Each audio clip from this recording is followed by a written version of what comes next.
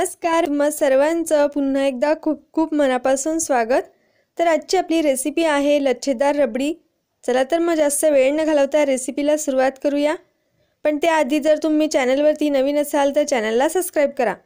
रबडी बनवण्यासाठी या ठिकाणी कढईमध्ये बघा मी 1 लिटर एवढं दूध गरम करण्यासाठी ठेवलेलं आहे। आता हे दूध आपल्याला छान मंद ते मध्यम आचेवरती आटवून घ्यायचं आहे।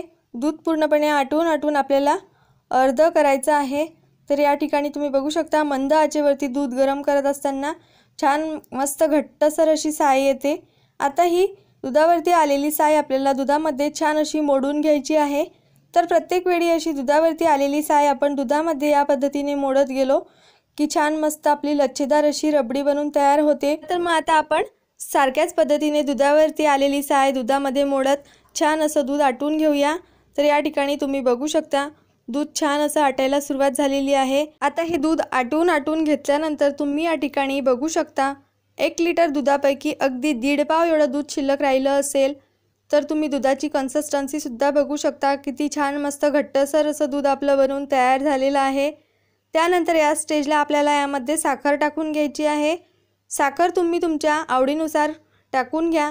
त्यानंतर बघा या ठिकाणी मी 10 ते 12 केशरच्या काड्या दुधामध्ये भिजत ठेवल्या होत्या। ते केशरचं दूध सुद्धा आपल्याला या रबडीमध्ये टाकून घ्यायचं आहे। 4 इलायची मी खलबत्त्यामध्ये कुटून घेतलेल्या आहेत। आता ही इलायचीची पावडर सुद्धा आपल्याला यामध्ये टाकून घ्यायची आहे। तर या ठिकाणी बघा मी मस्त फ्रेश अशी इलायचीची पावडर तयार करून घेतली आणि ती दुधामध्ये टाकून घेतलेली आहे। तर खूप छान असा सुगंध येतो बघा अशी फ्रेश इलायची कुटून टाकल्यानंतर। तर यामध्ये आपल्याला सुकामेवा टाकून घ्यायचा आहे। सुकामेवा आणि केशर टाकणे अगदी ऑप्शनल आहे। प्लेन रबडी खायला सुद्धा खूप छान लागते। अगदी मस्त दाणेदार अशी आपली रबडी बनवून तयार झालेली आहे। आता गॅसची फ्लेम बंद करून घ्यायची आहे आणि ही रबडी एखाद्या भांड्यामध्ये काढून घ्यायची आहे। रबडी रूम टेम्परेचरवर आल्यानंतर आपल्याला फ्रीजमध्ये कमीत कमी 1 तास सेट होण्यासाठी ठेवायची आहे। म्हणजेच रबडी छान मस्त अगदी मिठाईवाल्याकडे मिळते त्याच पद्धतीची किंवा त्याच कन्सिस्टन्सीची मस्त घट्टसर बनवून तयार होते।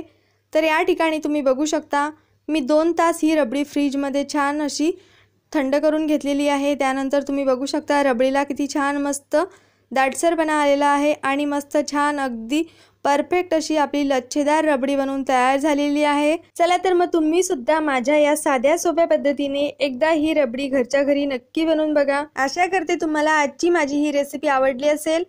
रेसिपी आवडली असेल तर व्हिडिओला लाईक करा, शेअर करा आणि अशाच नवनवीन रेसिपी पाहण्यासाठी आपल्या यूट्यूब चॅनलला सबस्क्राइब करा।